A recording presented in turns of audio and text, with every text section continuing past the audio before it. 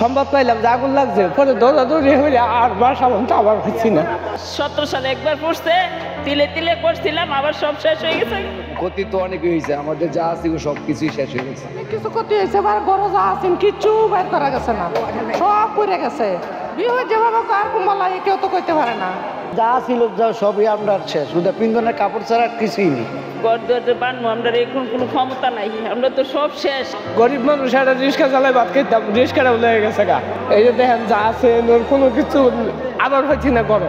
এখানে গতকালকে 60টা পগা কি 5টার কাছাকাছি সময় এই আমাদের পাশের বাড়ি থেকে মনে করেন এই অগ্নিকাণ্ডের ঘটনা ঘটে।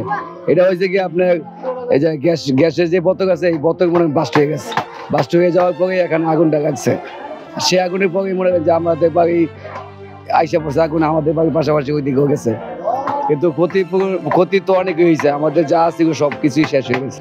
এখন তো আর আমাদের ওরকম কিছু নাই, সবার মতন তো আর কোনো অবস্থান নাই, কারণ এই আর কি পরিস্থিতি। আপনি বলতে এখন যদি সরকার যদি কোনো দৃষ্টি আমাদের দিকে দেয়, বস্তিবাসী আমরা যদি আমাদের দিকে একটু সহযোগিতা করে দেয়, আমাদের জন্য একটু ভালো হবে। অনেক কিছু ক্ষতি হয়েছে, ঘর যা আছেন কিছু বের করা গেছে না, সব পড়ে গেছে। আমরা একটা বছর এওটা নাই, আমরা আগুনটা কেমনে লাগছে তো এটা বলতে পারি না। বিহু যেভাবে আর কুম্বালা কেউ তো করতে পারে না। দাবি হনান ভেড়া যা মন চায় তা করবেন, আমরা তাহার তো ইয়েও করে দেওয়া লাগবো, তাহার ভাব করে দেওয়া লাগবো না। তা খাওয়ার বাহরে যে এনতে হেনতে টুকায় মুকায় ভাত খাওয়া হইতাছে। অগ্নিঘটনা ঘটে মানে 5টা 20 থেকে 25-এ শুরু হয়, আর এটা সকাল 6টা পর্যন্ত ছিল। আর দুর্ঘটনা মানে যা ছিল সবই আমরা শেষ, শুধু পিন্ধনের কাপড় ছাড়া কিছুই নেই। আমরার দাবি অনেক সরকার যদি আমরার দিকে ফিরে চায় তো চাইলো, আর না চাইলে তার কোনো দাবি নেই। মানে সরকারের উপরে আমরা নির্ভর। সব আর কি পুড়ে গেছে, আর কি আমরা কিছু জানার আগে সব পুড়ে গেছে। সব এই যে পিন্ধনের কাপড় ছাড়া আর কিছুই নেই। আগুন নিবাই তো গেছে, বাবানো ভাই না মানুষও ভাই না, গর্তে যে একটা জিনিস বার করবো কোনো বার করতেছি না, দেন না সব পড়ছে পিন্ধনের কাপড়টি খালি।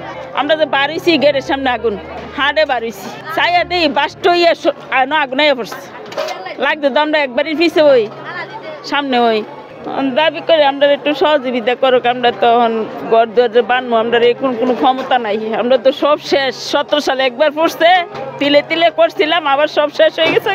আমরা তো আর কোনো জায়গা নাই যাওয়ার, কই যাবো নই থা লাগবো রাইতে, আমরা এই জায়গায় থা লাগবো রাইতে, জায়গা নাই, আমরা আত্মীয় স্বজন নাই, আমরা যাবো কই।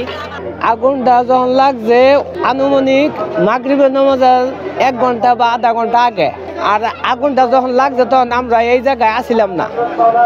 পরে যখন সংবাদ পাইলাম যে আগুন লাগছে, পরে দৌড়াদৌড়ি হইলে আর বাসা বন্ধ আবার হচ্ছি না।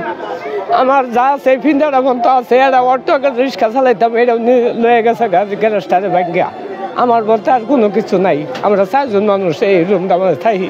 ওখানে একমাত্র আল্লাহ পাকে জানে, আর আন্ধারা যদি কিছু দয়া দৃষ্টি রহমত করুন, এছাড়া একবার আর কোনো উপায় নাই, আর কোনো কিছু নাই। ওই পিন্ধন যা আছে তাই, আর কোনো কিছু আঙ্গুর নাই। একমাত্র সরকারে যদি আঙ্গুর সাহায্য করে তাহলে কিছুটা, এছাড়া আর উপায় নাই। গরিব মানুষ একটা রিক্সা চালাই ভাত খেতাম, রিক্সাটাও লেগে গেছে গা। এই যে দেখেন যা আছে কোনো কিছু আবার হচ্ছি না করো, রুমের ভিতরে আইতে পারি নাই। এইটা আসলে আমি সঠিকভাবে কভার হইলাম না যে আগুনটা কারেন্ট থেকে লাগলো না চুলা থেকে লাগলো না গ্যাস থেকে লাগলো, আমি আপনার সঠিক কথাটা বলতে পারলাম না।